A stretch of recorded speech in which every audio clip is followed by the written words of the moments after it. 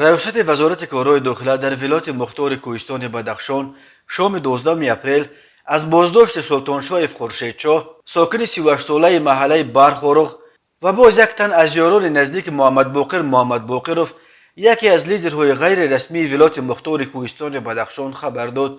گفته می شود که هنگام عملیات دستگیرکنی از دست جستجو شونده سلطان شایف خورشیدچا یک عدد نارنجک ارگده 5 و یک مقدار واسطه نشعه‌دار دریافت و مصادره کرده شده است. در 2 هفته آخر این علاقه دومی نفر از افراد نزدیک به باقر است که دستگیر می شوند.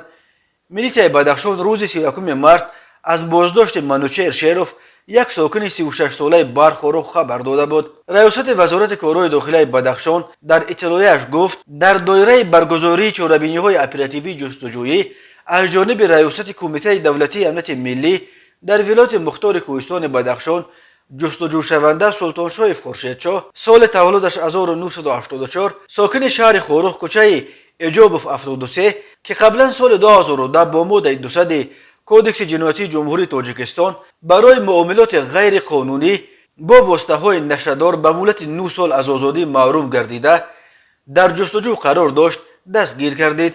نسبت دستگیر شده از صحنه 9 نوامبر سال 2020 از جانب مقامات پروکراتوره ولایت مختار کوهستان بدخشان پرونده جنایتی با ماده های 237 قسم 3 اوباشی در حیات گروهی 328 قسم 1 استفاده زوراوری به مقابل نماینده حاکمیت و 330 قسم 1 تحقیر نماینده حاکمیت کودکس جنایتی جمهوری تاجیکستان آغاز کرده شده است. نظر سلطان شایف و نزدیکان او دسترس نیست. قبلا از جانب پروکراتوره ولایت مختار کوهستان بدخشان به سلطان شایف خورشیدچا یک چند مرتبه دعوتنامه جهت حاضر شدن برای پرسش فرستاده شده است، ولی نامبرده از دعوت سرکشی نموده یگان مرتبه به مقامات حفظ حقوق حاضر نشده است.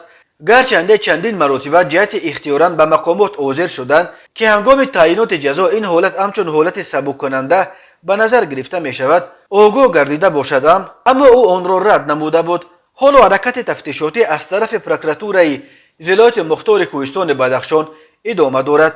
گفته می شود در اطلاعیه میلیشیای بدخشان به ضد خود باقر نیز مقامات بر اساس چند بند قانون از جمله تحقیر و لطکوب نماینده دولت پرونده گشودند. او به آن عیبدار می شود که شام 29 ژانویه رئیس اداره معارف ولایت بدخشان لطفالله نوروزوف را لطکوب و از محله برخورخ که نوروزوف در همین جا در قبط 4 بنای معارف زندگی داشت پیش کرده است. خود باقر این اتهام را رد می کند و می گوید با معلم فقط یک صحبت پدرانه انجام داده بود.